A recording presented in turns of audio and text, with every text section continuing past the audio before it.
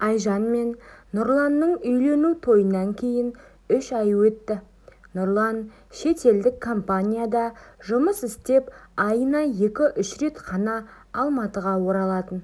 Олар Серіктің, Нұрланның әкесінің, Алматының орталығына жақын жердегі үлкен 4 бөлмелі пәтерінде тұратын.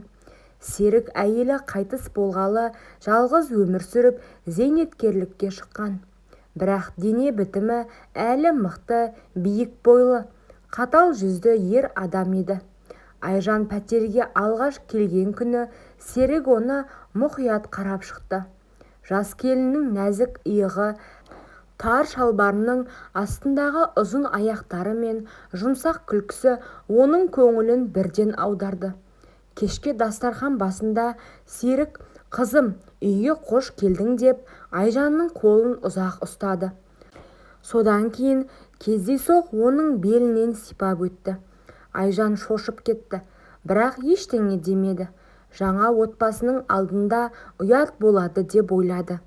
Серіктің көздері сол түні ұзақ уақыт бойы жас келіннің денесінен айырылмады. Нұрлан тағы да іс сапарға кетті. Пәтерде Айжан мен Серік екеуі ғана қалды. Серік әрбір мүмкіндікті пайдаланып, келінге жақындай бастады. Таңертең Айжан кофе қайнатып жатқанда артынан келіп, «Суық түсіп қалма» деп екі қолын белінен құшақтап, денесін өзіне тартты. Саусақтары біртіндеп жоғары көтеріліп, кеудесінің астынан өтті. Айжан қызарақтап, «Әке, не істеп тұрсыз? Жіберіңізші» деді. Бірақ Серік күліп, «Мен сенің әкеңмін ғой, қорықпа» деп жауап берді. Түнде Айжан өз бөлмесінде жатқанда есік ақырын ашылды. Серік кіріп, «Ұйқың келмей тұрма?» деп сұрап, жатын орнына отырды. Қолы жас келіннің артқы жағынан бастап, жылы терісін сипай бастады. Айжанның денесі дірілдеп, бірақ қорқыныштан дауысы шықпады. Айжан бір күні ұзақ уақыт душ қабылдап, ыстық сумен шаршап шықты. Денесіне жұқа ақ орамал оранып, жатын бөлмесіне беттеді. Есік ақырын ашылып, Серік ішке кіріп келді. «Кешір қызым, мен тек сүлгі іздеп едім» деп сылтауратты. Бірақ көздері жас келіннің су тамшыларымен жылтыраған мойнына, иығына және орамалдың астындағы толық кеудесіне қадалған. Ол жақындай түсті. Қолы орамалдың шетінен ұстап, «Суық болып қалыпсың ғой» деп бірден ішіне тықты.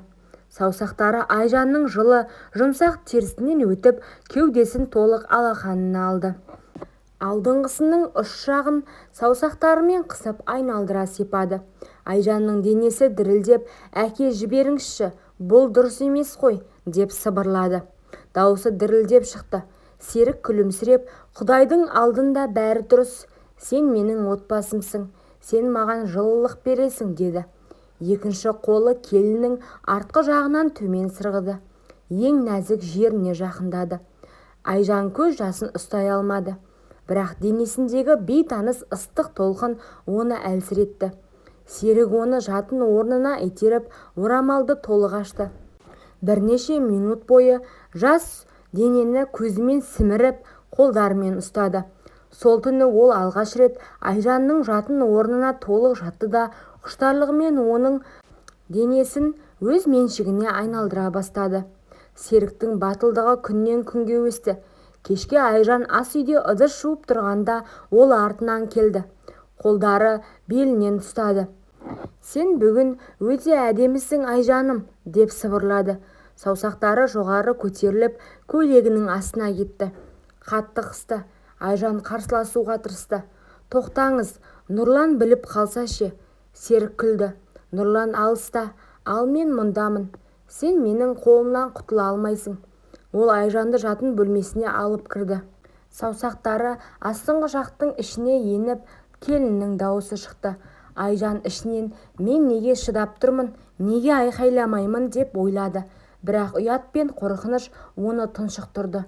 Айжан тек көз жасын төгіп жатты. Бұл енді күнделікті әдетке айналды.